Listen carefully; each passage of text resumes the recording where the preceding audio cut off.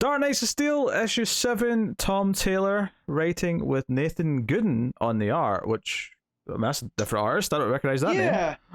Yeah, no, it's not the artist that who's been doing it. I'm drawing a blank. So that was a bit disappointing, but it's still good.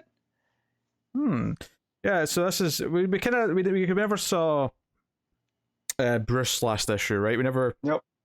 Because we got that ending where he was picked up by the Kents, but we never actually got to see the aftermath of that. So this issue focuses entirely on that. It starts off with him having a nightmare of the elves coming and killing him and burning everyone else to a crisp with their heat vision.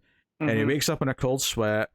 And it does this thing where you actually can't tell. I mean, see, when you look at it, and once you know that it's Beast Boy, you can see that it's slightly green, but it sort of plays it like the lighting, the coloring is. It's almost just like it's just lighting in the room rather than he's actually green.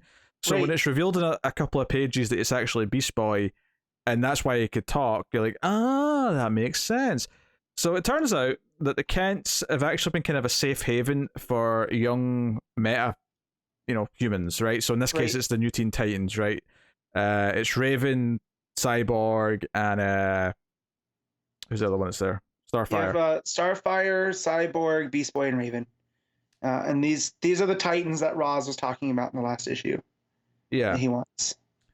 So they all don't like Bruce because Bruce has spent his life hunting down metahumans. But this is very much an issue where Bruce has to kind of accept that he's been kind of wrong and apologizes to them. And because there's even a joke where he's like, I'm sorry for what I've... Because even at the start of the issue when he wakes up, he says some pretty unnice things.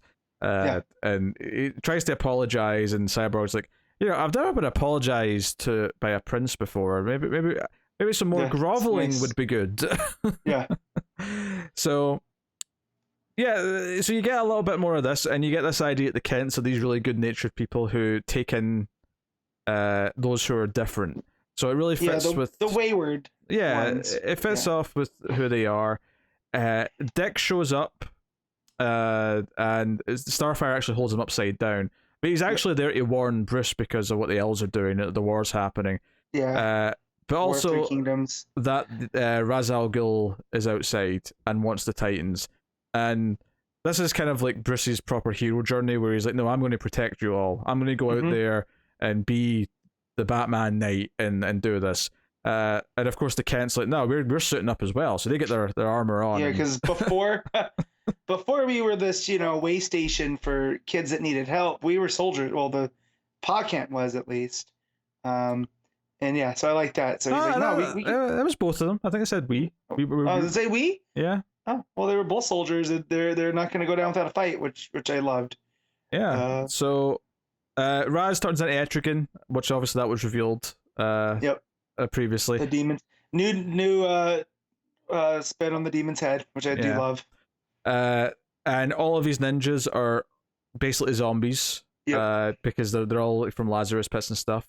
So it's like, you don't have to hold back Kents, you can kill them. No. But Batman goes through the wall, and the Titans decide that they're going to join in, and we get this. It's actually probably this is the most nerdy kind of like this is just Taylor having fun with doing weird shit. Is Beast Boy says, no, we should join the fight with you, Batman, and he's like, no, like I don't think a dog's going to help in the fight. A talking dog. And Beast Boy says, I can turn into any animal that I've seen, and believe me, I've seen some weird shit. And then the next page is he's turned into a dragon, because this is a fantasy world where dragons exist. So Beast Boy has turned into a freaking dragon, which I don't think because he can't like turn into mythical creatures in like the real DC universe, right? No, he's a lot like Vixen. I believe his power comes from the morphogenic field, like Animal Man and Vixen. But because he's become dinosaurs before. But they're part of the morphogenic field. But presumably, though, he surely when that's happened, though, it's because there's been a dinosaur that he's actually been able to be near. Tap into. Yeah.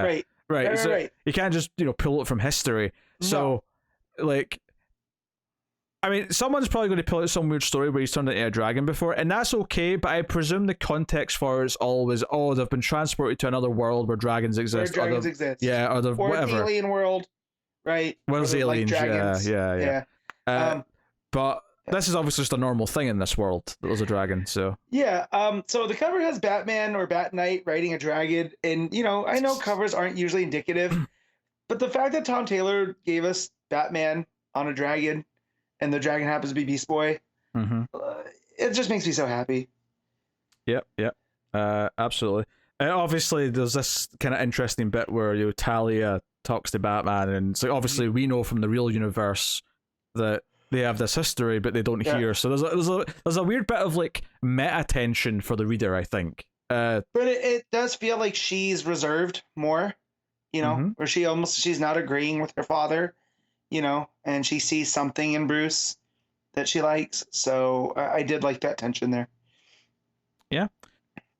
So very neat. But yeah, so this war's all kicking off, and basically, not unlike the Kents to sort of inspire a hero to go and do something good, but they basically say, hey, these powers are a gift, they're a responsibility, and if you can go and help stop a war, then that's where you need to be. Because Bruce wants to stay. By the end of this little story where he's fought off Ra's al Ghul and that, he's like, I'm going to stay here and help protect these kids because I kind of owe it to them.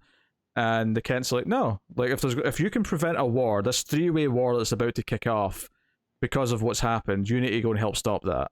So that's kind of the so it's basically he's getting a Pa Kent speech, but it's not Superman, it's Batman. Although he has Superman's powers, so it's a very confusing web of logic. Yeah, Taylor's really done this thing because I still don't know what to trust about the L's, because I feel like there's something else going on. That nothing's what it seems. Well, we know Zala didn't actually kill Jefferson. That was revealed, right? So right, and the same with Clark, or with Cal, and Bruce. I feel like there's more going on there because they also say that they pulled out a green chunk out of him. They can't say that, So I'm wondering if that has to do with the kryptonite. I'm not sure, but there's something going on with the Green Man. I feel. Yeah, we know there's a green man, a green villain who's pulling a lot of strings here, so we don't know. Yeah. We've speculated in the past of who it might be, but they're still kind of keeping that close to the chest for now. So, but we'll see how that all goes, because I'm loving how the story's unfolding. I like the introduction of the Titans here. I love the Kents being like this, house where people pass through that are different, and they talk about their first, the first one they found was Aquaman. Right, he was a half. Yeah. He's the the Prince of the Seas that was half human, and didn't feel like he was part of either world, but now he's he's a ruler there. They joke about how he was very insecure, but now he's got this massive ego. Yeah, and so I just love that aspect of the Kents here, and them having Starfire and Cyborg, and I'm trying to think how Cyborg works here. Like, is he steam powered? Like. What's going on there? It's mythical. It's mythical robotic armor. It's not technology, I guess. Yeah, so, and then Raven and her stuff and her magic. I liked all that. So it's a lot of fun. But again, Batman got to ride a dragon, and that's cool. So thank you, Tom Taylor. Yeah. No, this is probably one of my more favorite issues. I mean, the art's actually very good. So it was one of those things where I saw it was a different name and went, oh no. Yeah.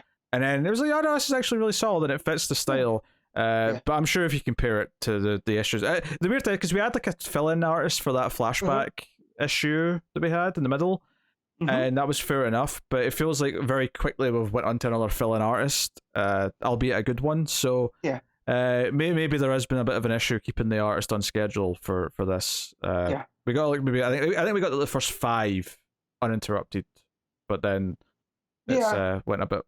Maybe the first 5, I think. Yeah. So, that's a bit of a shame, but it's good.